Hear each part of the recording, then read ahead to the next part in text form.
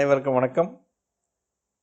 2025 கடகராசி சனிப்பெயர்ச்சி பலன்கள். கடகராசி நேயர்களே, 2025 மார்ச் மாதம் 29ஆம் தேதி சனி பகவான் கும்பராசியில் மீன ராசிக்கு பயிற்சியாகிறார். அப்போது கடகராசியில் பிறந்தவர்களுக்கு என்ன நடக்கும் என்பதைத்தான் அந்த பதிவில் நாம் பார்க்க போகிறோம்.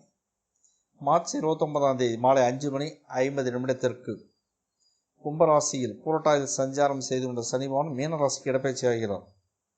இதுவரை கடகராசியில் பிறந்தவர்களுக்கு அஷ்டமச்சனி நடந்து கொண்டிருந்தது. கடந்த 2.5 ஆண்டுகளில் பெரிய அளவிலான பண இழப்புகள், நோய் தொந்தரவுகள், வைத்திய செலவுகள் முதலியவற்றை சந்தித்திருப்பீர்கள். அரசு சம்பந்தமான விஷயங்கள் நிறைய பின்னடைவில் சந்தித்திருக்கும். வீட்டில் நிறைய கருத்து வேறுபாடு வந்திருக்கும். மிக கடுமையான உழைப்பு இருந்திருக்கும். ஆனால் அதற்கேற்ற பலன் மிக குறைவாகத்தான் வந்திருக்கும். விபத்துக்களை சந்தித்திருப்பீர்கள். பணவரவு நிறைய தடைப்பட்டிருக்கும். கோயில் குளங்களுக்கு செல்ல முயற்சி செய்திருப்பீர்கள். அதற்கு ஏதாவது தடைகள் வந்திருக்கும். பெரிய பிரச்சனைகளை சந்தித்திருப்பீர்கள். தொழில் மிகப்பெரிய ஏற்றத்தாழ்வுகளை சந்தித்திருக்கும். உடம்பில் அறுவை சிகிச்சைக்கு வாய்ப்புகள் இருந்திருக்கும். காதல் பின்னடைவை சந்தித்திருக்கும். பெரிய அளவிலான மன நிம்மதி பாதிக்கப்பட்டிருக்கும். கடந்த 2.5 ஆண்டுகளில் இந்த மாதிரியான விஷயங்கள் தான் நடந்திருக்கும். அடுத்து இனி வரும் 2.5 ஆண்டுகளில் என்ன நடக்கும்? இந்த பிரச்சனைகள் ஓரளவுக்கு படிப்படியாக குறையும். இந்த பிரச்சனையிலிருந்து படிப்படியாக வெளியே வருவீர்கள். புனர்பூச நட்சத்திரம், பூச நட்சத்திரம், ஆயிலம் மூன்றுமே கடகத்தில் வரும். கடகராசியில் பிறந்த புனர்பூச நட்சத்திரம், பூச நட்சத்திரம், ஆயில நட்சத்திரத்தில் பிறந்த 3 நட்சத்திரக்காரர்களும் இந்த பலன்கள் பொருந்தும்.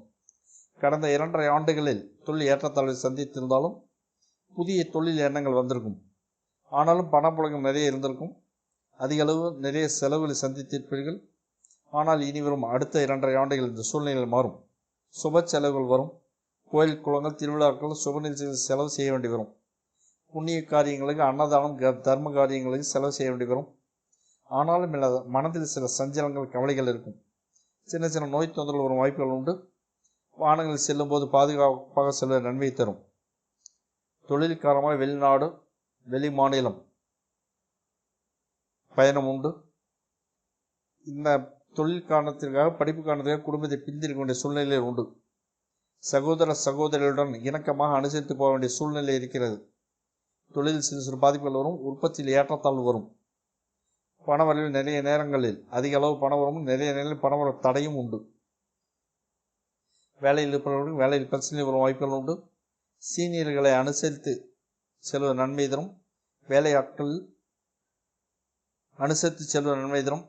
கனரக தொழில்களில் தொழிலாளர்கள் கருத்து வேறுபாடுகள் வரும் வாய்ப்புகள் உண்டு. வேலையாட்களை அனுசரித்து செல்வது, விட்டு கொடுத்து செல்வது நன்மை தரும். உற்பத்தியில் பாதிப்புகள் வரும் வாய்ப்புகள் உண்டு. நிறைய குழந்தைகள் படிப்புள்ள பிரச்சனைகள் வரும். சில குழந்தைகள் ரொம்ப டேலண்டாக இருக்கும், அறிவோடு இருக்கும். ஆனால் ஸ்கூலில் மார்க் ரொம்ப ரொம்ப கம்மியாக வரும். சில குழந்தைகள் விளையாட்டு, ஸ்போர்ட்ஸ் ரொம்ப ரொம்ப இன்ட்ரெஸ்டாக இருக்கும். படிக்கிறது நாட்டமே வராது. ரொம்ப ரேங்க் ரொம்ப ரொம்ப கீழே போயிடும்.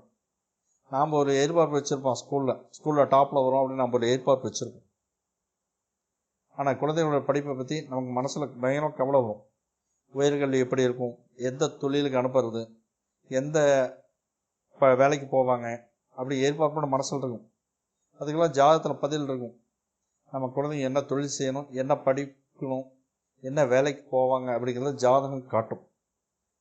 ஜாதகம் எதிர்காலத்தை காட்டும் ஒரு கண்ணாடி, மிரர் ஆஃப் ஃபியூச்சர் லைஃப். அதை பார்த்து என்ன கோர்ஸ் எடுக்கணும், சப்ஜெக்ட் எடுக்கணுங்கிறத நம்ம டிசைட் பண்ண முடியும். அந்த துறை சம்மந்தமான தொழிலில் விட்டுட்டோம்னா, அந்த துறை சம்மந்தமான படிப்பில் விட்டுட்டோம்னா நிம்மதியாக இருக்கலாம். குழந்தைங்களுக்கும் படிப்பு செட் ஆகிடும், தொழில் செட் ஆகிடும், வருமானம் வரும். அப்பா அம்மாவும் நிம்மதியாக இருக்கலாம்.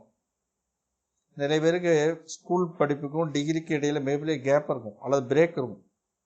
ஒரு சிலருக்கு யூஜிக்கு பிஜிக்கு இடையில் மிகப்பெரிய கேப் இருக்கும், டிஸ்டன்ஸ் இருக்கும், பிரேக் வரும். பேப்பர் பாக்கியிருக்கும், பேப்பர் கம்ப்ளீட் பண்ண முடியாது. அதுக்கெல்லாம் என்ன காரணம், அதுக்கு என்ன சொல்யூஷன், அதுவும் ஜாதகத்தில் இருக்கும். அஸ்ட்ரோ மாங்குடி மேல்தான் யூடியூப் சேனல் மெம்பர்ஷிப் ஜாயின் பண்ணுங்கள். லக்ன பதிவுகள் வந்து கொண்டே இருக்கும். லக்ன பதிவுகள் அடுத்தடுத்த மாதம் நீங்கள் என்னென்ன செய்யலாம் அப்படிங்கிறத டிசைட் பண்ணும். அது உங்களுக்கு மிகவும் பயனுள்ளதாக இருக்கும். பயன்படுத்திக்கங்க. மீண்டும் நாம் அடுத்த பதிவில் சந்திப்போம். அஸ்ட்ரோ மாங்குடி மேல்தான் யூடியூப் சேனலை சப்ஸ்கிரைப் பண்ணுங்கள். நன்றி, வணக்கம்.